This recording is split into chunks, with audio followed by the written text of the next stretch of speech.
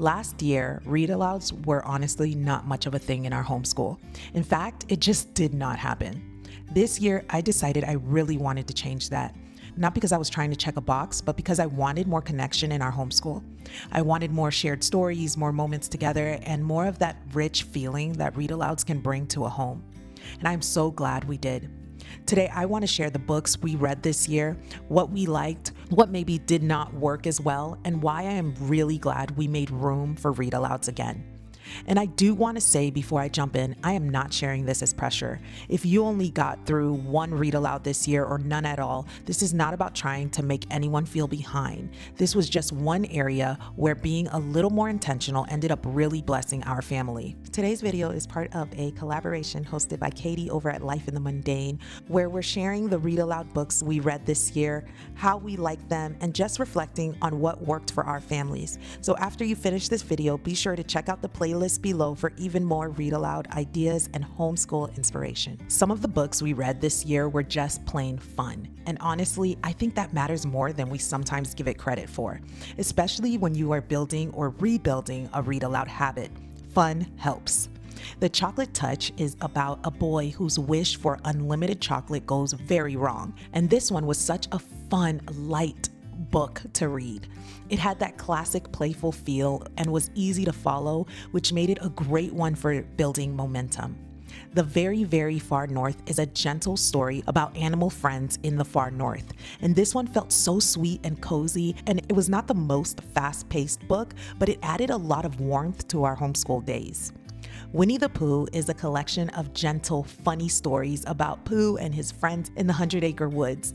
And this one has such a timeless, cozy feel. It is simple, charming, and one of those books that adds a lot of sweetness to your homeschool without needing to be flashy. Even my older ones enjoyed this book. Snow and Rose is a fairy tale retelling with sisters, a dark forest, and a magical feel.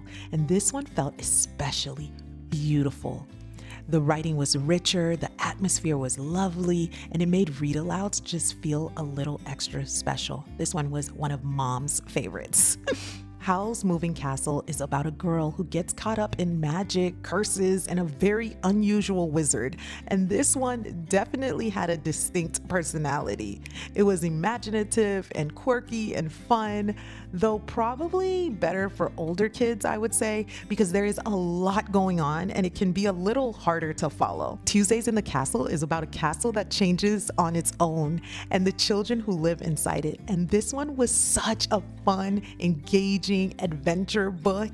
It had a strong storybook feel and really made you want to keep going. I cried while reading this so many times, and I was on the edge of my seat along with my kiddos. Sir Lancelot the Great follows a young knight trying to prove himself, and this one had such a fun read-aloud energy. It was playful, adventurous, easy to enjoy without feeling too heavy. This was the first book that we did in our read-alouds, and it did such a great job at kicking off our read aloud journey. I just remember us laughing and laughing as we read this book. Half Magic is about siblings who discover a magic coin that only grants half of what they wish for. And it is such a clever idea. I've never heard a plot quite like that. Now, this one had that older classic feel, but with enough humor and imagination to keep it interesting. Book Scavenger is a mystery about a hidden book game and kids trying to solve clues. Now, this one felt especially engaging. It kept the attention of my oldest 14-year-old down to my 6-year-old. It had that bookish adventure feel that keeps kids curious about what comes next. There was so much suspense in it. It was a really, really good read aloud. Because of Winn-Dixie is about a lonely girl, a stray dog, and the people she comes to know in her town. This book had a tender feel to it. It was not flashy. It wasn't like the other adventure ones that we were reading, but it had heart, warmth, and the kind of story that kind of just stays with you. Urchin of the Writing Stars is about an orphaned squirrel named Urchin who is drawn into danger on the island of Miss Mantle. Now, this is more of an animal fantasy feel. It felt adventurous, rich, and like the kind of story that slowly draws you into this new world, I would say it can be a little scary for younger kiddos. So I would just be wary of your child's sensitivity. So if you have a child who gets a little scared, I probably would not recommend this book for them. Snoop is about a boy recovering from an injury who starts watching public surveillance cameras and uncovers something much bigger than he expected. And now, this book we ended up doing as an audiobook with Daddy as we were driving. Oh my goodness. We were laughing. We were talking about this book. We were so engaged. This one was one of our top 3 for the year of books that we read. It gave us a different pace from some of the fantasy and classic titles that we were reading. It's a modern mystery, and so it just worked out so well for us. The Best Christmas Pageant Ever is about the rowdiest kids in town taking over the Christmas pageant. And I did not expect to love this one as much as I did. It was funny, memorable, and just perfect for the holiday season. We watched the movie afterwards, and my kids just absolutely love this book. The Library of Unruly Treasures we read on our drive to Florida as an audiobook. It is about Gwen, a girl who stumbles into a hidden magical world tied to a library. And it has that fun adventure feel. It was imaginative, engaging, and the kind of story that naturally pulls kids in and definitely made our drive feel a lot shorter than it was. For my littles, we also read a few books that were specifically for them, and I really appreciated having those. Isla on the Island is a gentle early story that felt just right for the younger age and stage that my 2 middles were. It was sweet and simple in a way that worked well for them. They were 7 and 5 at the time when we read this. They naturally wanted to continue with the series on their own and ended up reading a ton more of these books. The Other Kitten is about a brother and sister who argue over which kitten to choose, and that simple conflict turns into a bigger lesson. It was sweet, accessible, and a really good fit for my little ones. We had some especially good discussions about how we should treat each other as siblings. The 100 Dresses is about a girl, kindness, and the way children treat one another.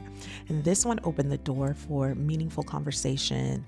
It has more heart to it than you might expect for such a short chapter book, but I found that it left some of my kiddos pretty sad, but I felt like it was a really good lesson for them. The Hidden Scroll Book 1 is a faith-based adventure that introduces younger kids to biblical themes through story, and I appreciate that it still felt engaging and story driven, but kind of allowed them to imagine what it would have been like during the creation. And then the last book that we've read as a family this year so far is Mr. Lemoncello's Library, which is about kids locked inside a wild, game-filled library, trying to solve puzzles and find their way out.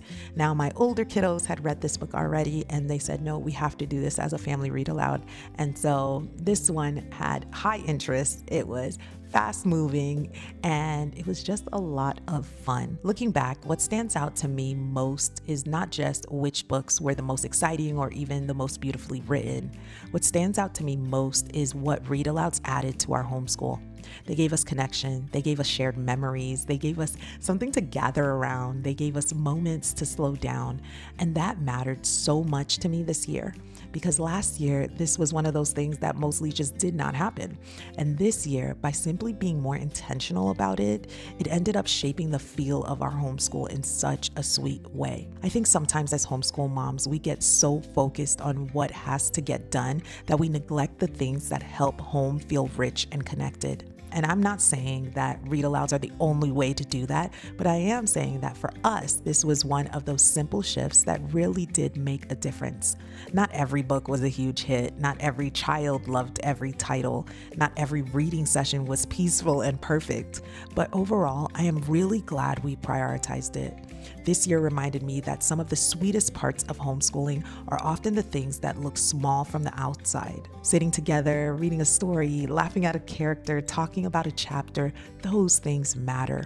So if read alouds are something you have been wanting to do more of in your homeschool, I just want to encourage you to start simple. You do not have to read a giant stack of books. That was actually not my plan. You do not have to make it elaborate. You do not have to do it perfectly. Even one book can begin to shift the atmosphere of your days. And if you already do read alouds in your homeschool, I would love to know what some of your favorites have been this year. Thank you so much for watching. And if you are coming over from this collaboration, welcome. I am so glad you are here. Be sure to let me know in the comments what read alouds you love this year, and I will see you in the next one.